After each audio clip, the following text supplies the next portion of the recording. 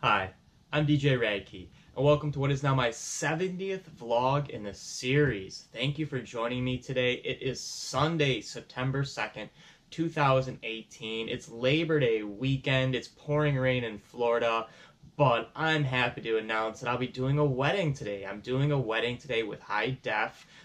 He's got me slotted as this cocktail DJ. Probably play a solid hour. I've got a great cocktail set. I've done it before with him. And I played my only gig in the month of August was with High Def with a wedding. So I'm glad to report that the month of September, just 2 days in, I've already got 2 gigs. I've actually got 3 gigs lined up. I had a gig yesterday, which we'll talk about. I have a gig today, and then I have a gig with Jordy Hernandez, who's an alumni from Scratch Academy. Like I said in past vlogs, network with the alumni, because the alumni are there, they come back, they use equipment, they're always looking for openers, closers, and other DJs to work with, especially people that have been trained at Scratch. But I do want to speak specifically about last night's gig. It was a frat party, and I want to give you tips for DJing a frat party. Frat parties are a whole different beast. It's a whole different element, and I figure of the multiple frat parties I've DJ'd, that I can at least provide some advice to those new and up-and-coming DJs who haven't DJed a lot of frat parties. Because typically, frat parties DJs are members of the frat. So I have been DJing for Kappa Sig. Shout out to Kappa Sigma, my boys over there, especially my manager Gabe.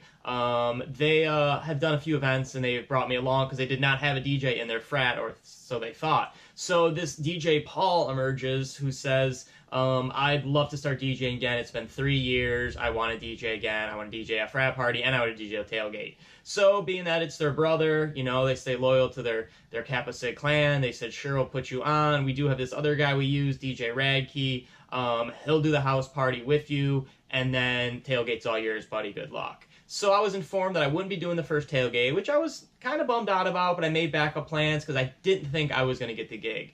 As I spoke in previous vlogs, I thought that David, Paul, and Mike Wise were going to do the gig, and then I thought DJ Immortal might actually be doing the gig for a minute, but I don't know who is going to do the first tailgate at this point. It could be kind of up in the air, but it's not me. I've already made alternative plans, but I did get booked to do the second tailgate. So this vlog is all about tips for DJing a frat party, and there are a few variables that occur at frat parties or college parties, we'll say in general, that aren't exactly things that you would plan for at other gigs. You know, for example, like in a wedding, set times. I mean, you pretty much know exactly when you're starting, you're finishing, the songs, who wants to hear what, when to play them, and when these things get wrapped up. A bar, for example, you know, you get hired, your slots from 10 to 2 o'clock or 10 to midnight. It's pretty cut and dry, but with a frat party, especially in a house in the suburbs that's not a frat house, I guess it's the unofficial frat house, but it's nothing linked for the frat, it's just the guys that live in the house happen to also be in the same frat together, but it's not a frat house.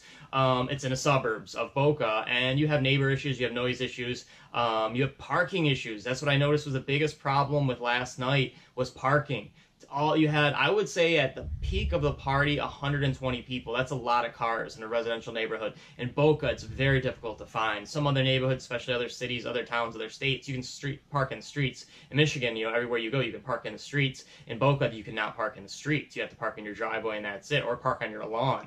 And still, that limits how many cars you could park on a lawn in Boca. So that was a big issue, was parking. But as far as issues like as a DJ, or the variables that come up as a DJ, again, the length of the gig. So I was hired to play at 8 o'clock, but was also going to be put on with another DJ, this DJ Paul.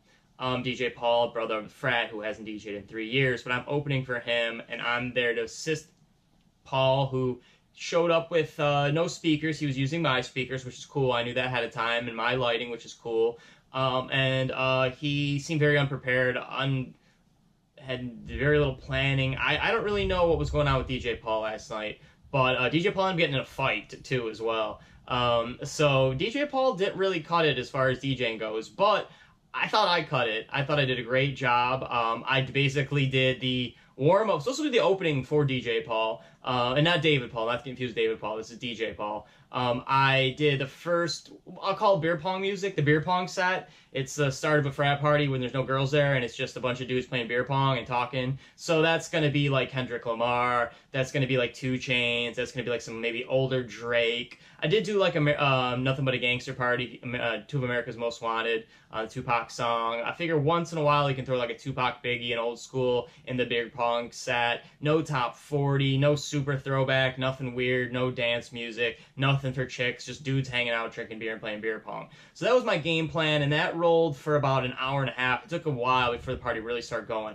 And I'd say about 10 o'clock is when girls start rolling in, things start happening, and one of the guys kind of throwing it, kind of one of the organizers, came up to me. He's like, "Man, I just want to get on the mic and make an announcement. Say, hey, girls, come in, come in the back, in the back room here. Everybody's gonna start, let's get the dance party going in here, as opposed to the main room. The party was kind of subdivided into like a room with dancing, the DJ, and then the room for beer pong and more of the congregating area. And it was a big house. It was a nice layout. And I'm like, dude, I don't need to make an announcement. I'll just play Latin music. And sure, off the get, dropped my first Latin song. It was X by Nicky Jam.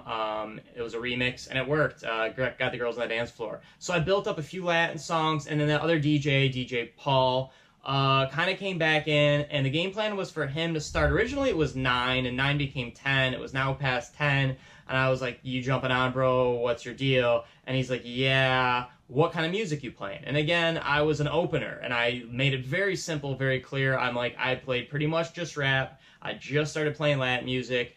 I used up no bangers, and I kept everything pretty much under 100 beats per minute. Because the game plan was to rev up, do Latin music, and then wait for this guy, Paul, to jump on. If this guy, Paul, wasn't ready to jump on, I had a bunch of stuff at 100 beats per minute, which I call twerk music, which is great for frat parties.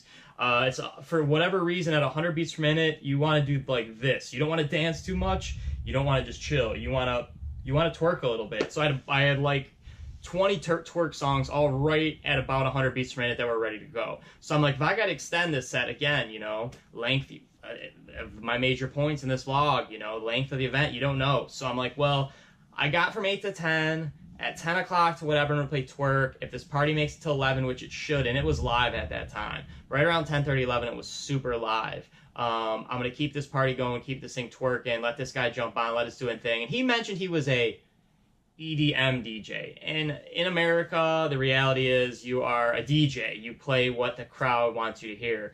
It wasn't an EDM crowd. Frat parties aren't EDM. You can do a little bit. You can do it late. You can do it if things are really raucous, but this was not 130 beats per minute. Tiesto was not going to work. It was going to work for 10, 15 minutes, but if that was your whole game plan and you were going to jump on at 10 o'clock, man, that guy just did not have enough songs. So he flat out said he did not have enough songs and jumped off. Which was super weird. I don't know, odd behavior on Paul's part. So, hey man, I gave one of their brothers a shot. He got to use my speakers. I got it out of the way, but the dude just kind of got cold feet, I guess. He played, honestly, I think 3 songs.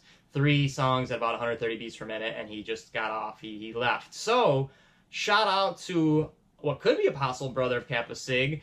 He's just a pledge. DJ AOV. DJ AOV came through like a beast last night. Shout out to you, DJ AOV, if you're watching this vlog. His real name is Andres Ochoa. He is a pledge. He's an entrepreneurial finance major. A super nice guy. Came behind the DJ booth like a lot of people do when I noticed in these frat parties early on, a lot of the guys, especially the guys I know, wander back and they want to take a better look at the equipment. Because when you're at a club, a bar, you don't really have an opportunity to see the DJ equipment close up. So a couple of the brothers were walking back behind the DJ booth, checking out the equipment, and he was one as the things were getting pretty ripe, party was going.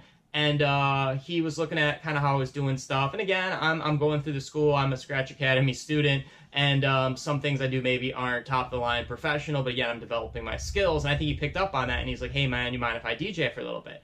And I was like, cool. I'm like, you go for it, bro. He's like, yeah, I've DJed before. And I was like, all right, awesome, I'm in. Because at that point, I'm thinking I was done DJing anyway. DJ Paul was supposed to jump on. So I'm like, cool, gives me a little break because it was so hot. That's another tip. Bring a fan. If you're DJing a frat party, they're not going to have a fan for you, and it's going to be super hot. It was so, I was sweating through clothes. I just was super, super, super hot, super tired. Again, I slept poorly the night before. I didn't eat a good meal before. I was a little off my game physically, mentally, and maybe I wasn't at 100%, but regardless, I needed that break. So DJ AOV came in and crushed it. The other members of the frat were like, good looking out, letting our guy play. He's doing great. He did a great job. Honestly, his skills were a little bit better than mine. Actually, he was actually really good. He's legit. I looked him up on Instagram. He's played different places. He plays Los Olas. He's legit. He's legit. His skill level is definitely above mine. So that might have scared off DJ Paul a little bit too, because AOV, when he stepped in, he crushed it. I thought I did a pretty good job.